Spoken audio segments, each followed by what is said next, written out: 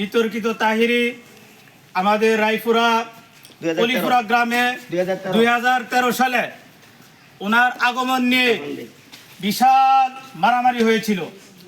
এরপরে ওইখানে তার ব্যাপারে মারামারি হওয়ার পরে একজন মার্ডার হয়েছিল। এমনকি 2টা মাদ্রাসাও তারা ভেঙে চুরমার করে দিয়েছে, বাড়ি ঘরে হামলা হয়েছে। ওই তাহিরে আসার কারণে এলাকার মধ্যে অনেক ক্ষয়ক্ষতি হয়েছে, যার দরুন সারা নরসিংদীর ভিতরে এই তাহিরিকে নিষিদ্ধ করা হয়েছিল।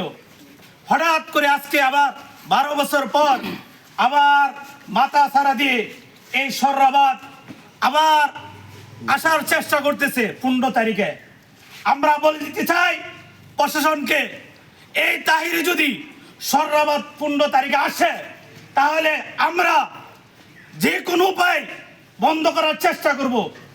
আর এর দ্বারা যদি এলাকার মধ্যে যদি কোনো ক্ষয়ক্ষতি হয় সবকিছুর দায়ভার প্রশাসনকে নিতে হবে।